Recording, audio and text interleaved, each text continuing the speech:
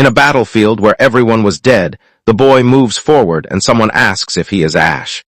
He says that he had been given the command of the eastern region, so what is he doing here? Ash looks very tired and defeated, but says that he has come to finish him. The man with golden hair turns around and looks at him, and Ash says that he feels like this from the beginning, as if he wanted to send Ash's unit just to distract, to throw them away. He asks his father if he understood correctly. The man with golden hair looks at him and says, "My foolish son, this was the only thing you dared to do." Calling him Ash Ilnamian, what a difficult name. The Ilnamian family was the most powerful fighting family on the continent, who had presented their swords as the guardians of the royal family. And his chief was Roderick Ilnamian, the sole owner of 7 wings in this country, whose name was Roderick. Just coincidentally, when the protagonist was dying, he was left alone in the snow. Then this man saved him. He did everything to repay that debt, but it seems he had no talent at all.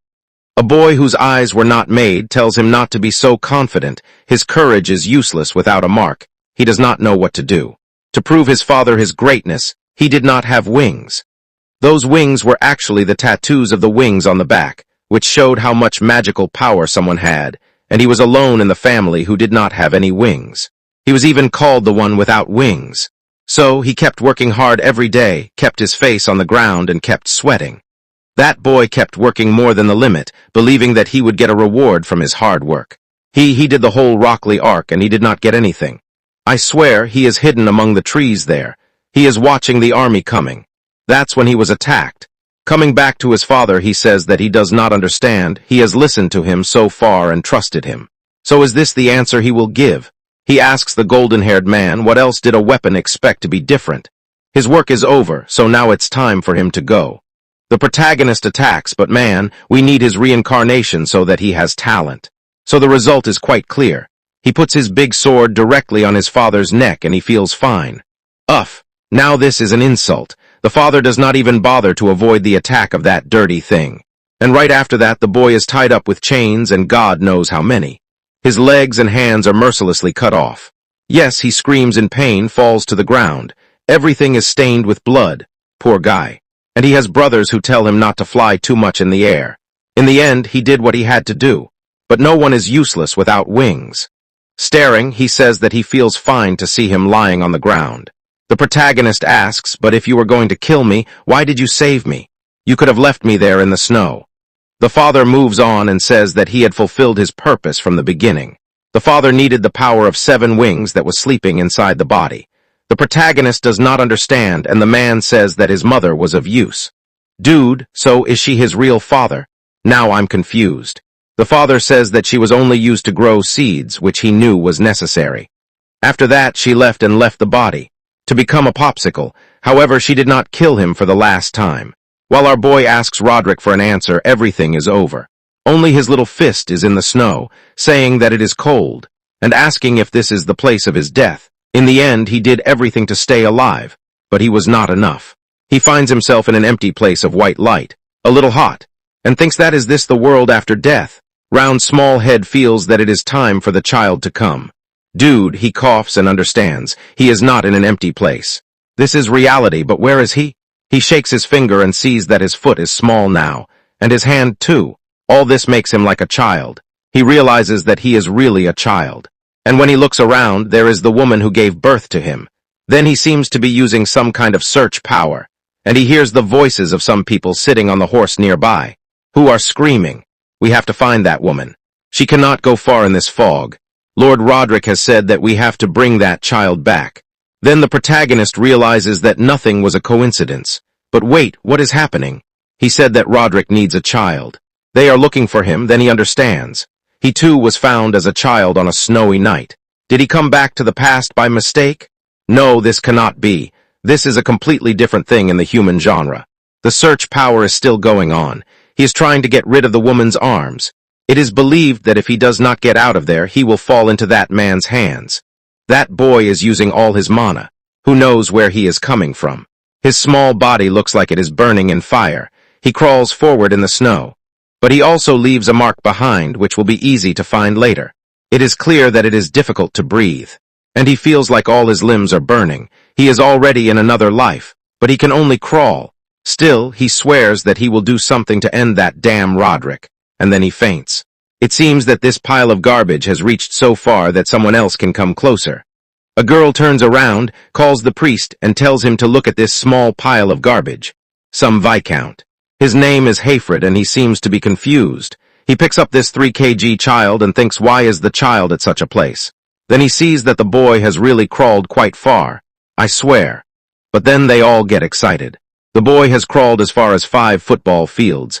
He is the protagonist. He says the same. He thinks, I swear, this small pile of garbage is very strong. In the next chapter, another child is thinking, who is he and who is this child? Because it seems that she came to find him. Then her nose is caught. A lot of children. I think he went to an orphanage. Maybe there is a father who is spreading his seeds all over the world. All the children are saying that the little boy is awake now and they should not bother him. Man, I got scared.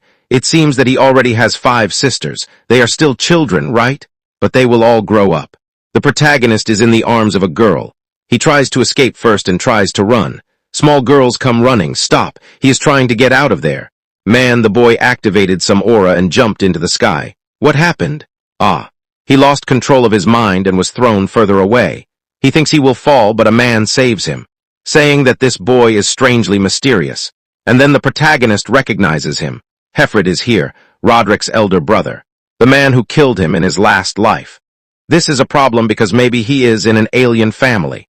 He knows that this man was considered powerful with his 2 wings and lived with Roderick, someone who was also in the Guardians of the royal family, but he died in a civil war due to which his family was broken.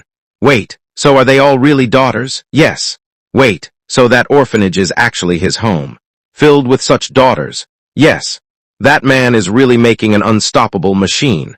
The protagonist puts his hand on his face. He thinks, how is it possible that he came into the hands of that man's elder brother? But now he is in the arms of a woman, and she wants to know, how is it possible that a child has such magical power that he can fly like this? Then she looks at him lovingly, and a small one. She kisses his forehead, saying that he was scared. He is just staring at a small pile of garbage while the hype. There is a slight smile on Ifrit's face, with his big mouth. Hand, saying that this boy has a lot of power. The tribal tattoo on his back makes it even clearer. The protagonist does not understand why all this is on his back. Then he remembers that his father had said something, to find his stars or something like that. Now he understands. This man had saved him only to steal from him. That little boy is angry. Mon looks at her husband and asks, so what should we do about this Funko Pop? The protagonist is restless. He did not want his power to fall into the hands of those scoundrels of that family again. He needed it to take revenge. But then free man says that he will make him his son. Okay, this is easy, isn't it? You find out that you have an Elon Musk in your hands. You will become a billionaire with this child who has 7 wings on his back. Adopt him too. Everyone will adopt him. Come on, let's adopt this small pile of garbage and take responsibility for it. But then the daughters throw him on the ground as if he is a fool, and he asks if they were even listening. Looks like the father was trying to get a son, isn't it? So this was destiny. You can't blame him. You can't say that he didn't try. That man has 5 daughters, and now they are all there to find out who is the big shot this time. Come on, Mom, what is the name of this Funko Pop? She says that his name will be Aster. So in his last life his name was Ash, isn't it? Change the name, whatever. Who needs to be identified? Here it is. Dude, I like this. After 10 years, that Fried hasn't aged a second. He looks exactly like he was in the last scene. A man with black hair is coming out of the car. This is our boy at the age of 10. He is thinking that he is Sun Wukong. The aura is coming out, like a gentleman, hands behind his back. Get out of here, big and small heads. He is the smallest Funko Pop among them all. Who is thanking Aster? We are already talking about what is going to happen, just the way I like it. Talward Dance Festival. House Aliens annual event.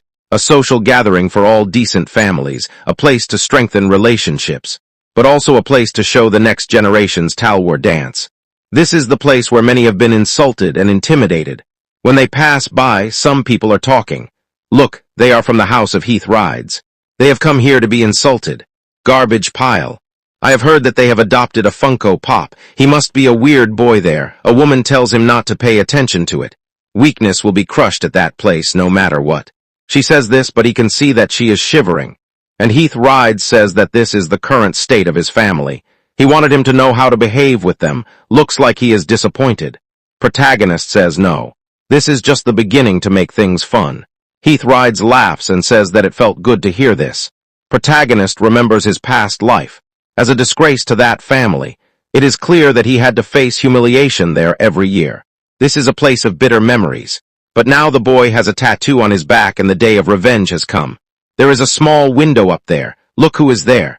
There are cones in one or two, those scoundrels who had cut his hands and legs. And the little protagonist is eager to start a grand event. There is a real fight going on in the middle of the arena. In such an era where the rule of knights it was very important to have strength and pride. Strength was shown by swordsmanship, and pride by identity. Okay, I thought you guys were going to dance for a moment. Although this is a dance festival, right? The people there are attacking. Both run inside. Protagonist says that the energy present on the king's sword is to get both strength and pride. Then that man turns the sword and breaks the other man's sword. It is clear that we are talking about small wings in his hand. Oh, it's in his hand. I thought he was just on his back. Alphine is there and says that he is strong as always. That's why the other sisters didn't even want to come. I mean, yes, they will only come to flirt. Protagonist is a little sad. He remembers the humiliation of that day when he took part in the sword duels. And his sword would break because the other man's swords were stronger. But everything changed in this life. Alphine asks what is happening. She is nervous. She gets nervous. She understands, but she has to calm down. This is her first sword dance festival, but he is smiling and says that he is remembering old memories. At that moment, Hefrid says that he has to go to the meeting of the big people. So he goes, leave Alphine in his care. She tells her father to stop talking. She is older than Aster. She is older than Aster. She will take care of him. Hefrid says, you little rascals, this place is full of kids of your age. So go make your relationships, do networking. I picked you up in the snow because you are an Elon Musk kid. Right. But don't let anyone know that you have 7 wings. Otherwise, they will kill you, boys. Protagonist says that it's good that he told her earlier. But he is being watched from all sides. It will be difficult to befriend such hostile environment. He goes away and immediately leaves his sister behind his father told him to take care of her 10 seconds ago. He says that he will make her a friend. Weak people are sitting on the sofa, and the red-haired one asks who he is. Protagonist says that he was happy to meet Deriz. He is called Aster Elion, younger brother. He saw him from a distance and came to say hi. The red-haired man laughs a little. So he is the same adopted fool. Right, he met him in the snow, very poor. That man is already becoming a complete joker. He says that it is madness to name a family after him. Protagonist remembers very well who Deriz and Gryan are. 2 real sons of this family, and they are 2 weak people who killed him in his last life.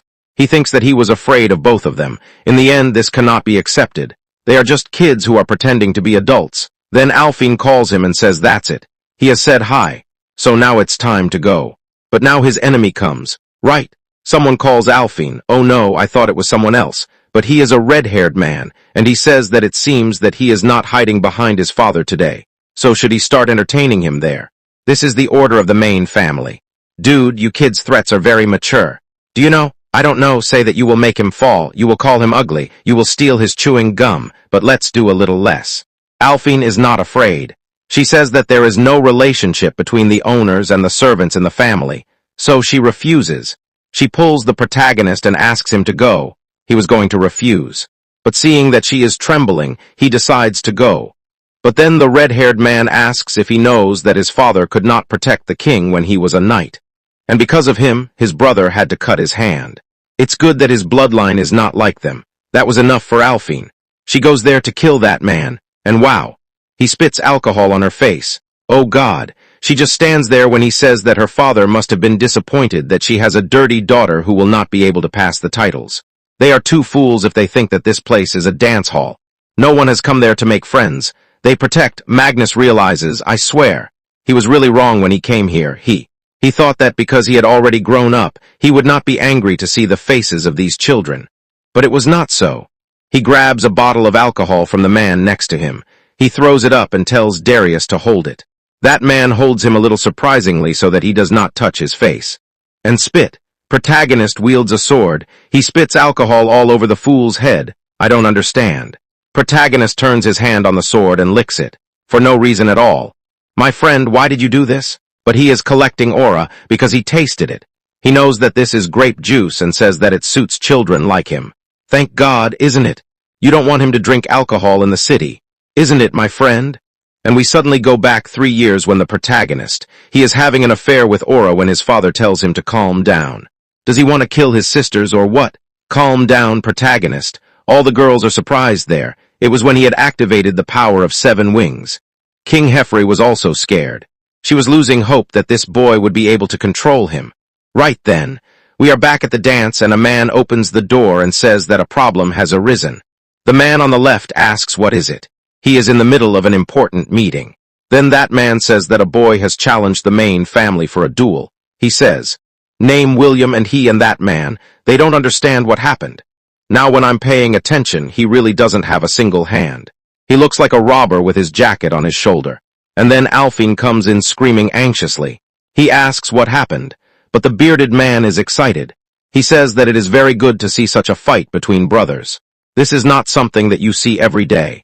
Depending on the result, the winner of the right and dance. The festival can be decided there. Darius raises his hand, showing 4 wings. He says, "The boy is a fool who is challenging the main family for a duel." Everyone says, "Oh my God, he has 4 wings, he is so strong." He tells the boy to move forward and show his strength. Or is he afraid of the insult he is going to get? The protagonist says that the one who should be ashamed is Darius. He is growing up just because he has a mark on his hand instead of showing his strength in a duel. And he warns him that if he wins, the boy will have to apologize to his sister. Darius says it's okay, but if the result is different, then Aster will be his dog from now on. He attacks. He says that the boy will be treated like garbage all his life, and attacks the protagonist, Joe. He saves him and is pushed back. Still, Darius's sword trembles a little. Dara says that today he will learn the difference of the power of the people chosen by God. Alphine calls the protagonist, while the bearded man. The man says that it cannot be assumed that Darius's swordplay is still quite bad. But no matter how bad it is, it has a lot of magical power to fill it. If one wing shows a burning candle, then you have a real explosion of mana beyond 4. And Darius says, "Where did that previous emotion go, friend? Weren't you going to apologize to me? Or was it just talk? I swear he's going to double attack from the back." The bearded man is sure that the fight ends there. Darius hits him properly, but the protagonist still blocks him. The man is now surprised. The boy becomes serious with half-open eyes and says that Darius talks a lot, pushes him back. Learning to use magic in this house for the last 10 years, he was waiting for the right time to take revenge. And now he is attacking. Big attack. Doros can't bear the protagonist's heavy blow, and the boom falls on one knee. While our boy is under pressure, the sword is right next to his face. The red-haired man can't understand how he is being suppressed, while he has 4 wings. The protagonist keeps staring at him like Tommy Shelby, while everyone around him is surprised. Darius was completely losing. How can someone like him keep this ruined house? Meanwhile, Hefrid is thinking that this situation is very bad. The protagonist remembers that this man had cut his hand. Will he do it again? He keeps increasing his aura. People in the distance are shouting that he shouldn't do this. The bearded man is impressed, and then, and boom, a piece of the sword falls on T.